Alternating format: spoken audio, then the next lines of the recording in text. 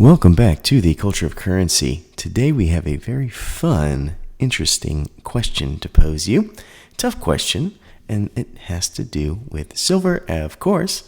And this is because I keep, getting the, hey, you should do this, you should do that with silver. We get all that all the time. You hear the radio ads, the world is ending, blah, blah, blah. You need to have your money in silver and gold. And so I thought about going on Reddit and asking some of the bigger groups like Wall Street Silver what they thought about a question I had, and that question has some caveats. And my interest in gauging this question was not as much about silver, but about the human condition and what level of pain people would be willing to go through to say that they were right about silver or wrong about silver. So there's 4 options here. And I'll give you the options, then I'll give you the caveats on the options. And I also want to know which one of these options you would want. And this has to be for the rest of your life. We'll get into that. So option 1, silver stays at $40 for the rest of your life. So that means the spot price of silver never changes. We'll get into the caveats in a second. Option 2, silver stays at $60 for the rest of your life. Option 3, silver stays at $120 for the rest of your life. And option 4, silver drops to $25 an ounce for the rest of your life. Now there is the caveats we have to get to, so don't make your selection just yet. We have a catch. And that is, if silver in option 1 is to stay at $40 for the rest of your life, we also know, as the caveat, that in this option, the world also has a pretty good economy and the majority of the world is in good spirits with no global conflict. So that's option 1. Option 2, silver stays at $60 for the rest of your life. You notice that the middle class of most developed nations slowly wane into lower class, and the government in most nations install global education, healthcare, and security. So that's option 2, that silver stay at $60 for the rest of your life, but you do start to see the middle class kind of dissolve, and you see more government intrusion in option 2. In option 3, where a lot of stackers can say, I told you so, whatever, silver stays at $120 an ounce for the rest of your life.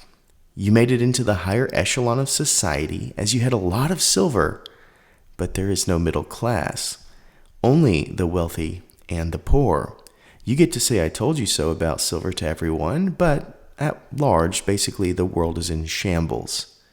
And our last option, option 4, silver drops to $25 an ounce for the rest of your life, but the US dollar would be backed by silver and gold and would also be solidified as a world trade unit currency. The major economies would boom and energy worldwide would be readily sustained. Developing nations establish middle classes and oppressive regimes are liberated, and there is peace for the most part. So those are your 4 options. And I posed that question on Reddit and got some interesting results.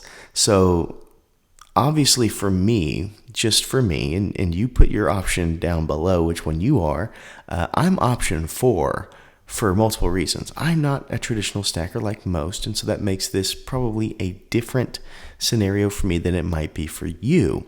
I like silver being low because that means I get to buy more cool things because I'm a collector. But I also am one who I could never probably bear the burden of saying, I have $120 for an ounce of silver like this, and have the world just in crumbles. Like, I could not do that. Like, I have pain when I hear about suffering around the world. So I know that having $120 an ounce be that marker and being, in the elite of society would just not do it for me. So option 3 would be out. Option 2, where we are losing the middle class, where silver is at $60 an ounce, you're still basically in the upper class of society. but you have government intrusion and freedom goes away. I don't think I would fare well in that environment either. So option 1 and option 4 are really the only ones left over. Option 1 was the $40 for the rest of your life, and option 4 was the $25. And so I would definitely have to go with option 4, as more nations would be able to establish middle classes, such as African nations, things like that. We see a lot of the oppressive regimes being liberated, that type of thing. So that's what I chose. So our results came in at option 4 being the most popular. It wasn't by a landslide, though, and that was the shocking part. Our next biggest selection was actually option 3. A lot of the people on Reddit went with option 3. They wanted silver to be at 120 for the rest of their life. They got to be elite while the world crumbled. And that is something that just, it kind of woke me up a little bit, to be honest.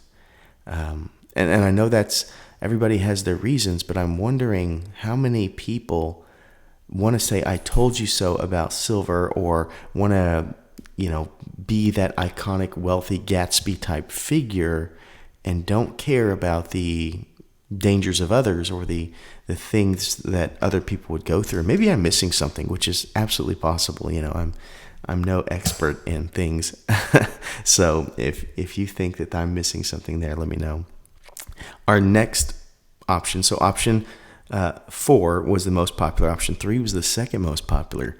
Option 1 was the third most popular, which is the $40 for the rest of your life. And basically, we have good economy and the world is in good spirits, no global conflict.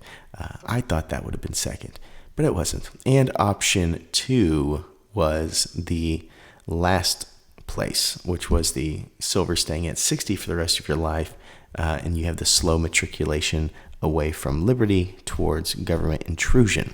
So that was the interesting thing that came out of this, that yes, people for the most part would not care about silver being high as long as the gold and silver were backing the dollar and all economies were thriving, no real world conflicts, things like that. Which makes me happy, by the way, to see that. But it was crazy to see that the most dystopian selection here was the second highest. They're almost the opposites of each other, and yet here they are as the most popular. And so that was something I just found very, very interesting on Reddit, is that idea. So, and I also put it in the silver forum as well, and that was kind of the same outline as I got there. It was echoed. So that was something I found interesting. But let me know what you think. Which one of these options would you like? Option 1, 2, 3, or 4? Please let me know, as I absolutely love to understand people and the why people are the way they are. And so even if you disagree with me, I'd love to know it. And I'd love to try to understand it, because there's tons of different people that watch my videos, and the better I understand them, the better I can meet them where they are. I'm not here to indoctrinate or say that I'm right. I'm here to just try to do the best job at communicating my aspects of silver, and I can't do that as well if I'm not understanding the people on the other side of the table. And that's so hard as a YouTuber.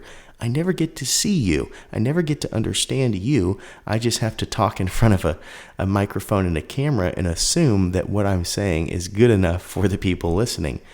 So yeah, every single time you comment, every single time that you decide to say something, I get a little dot that tells me, basically a little bit about you, and those dots eventually can connect and make a picture.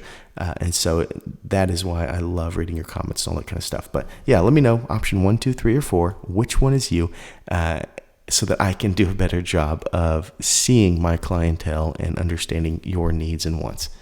That is what we have today. Thank you so much for watching. And as always, please remember to stay classy and current with the culture of currency.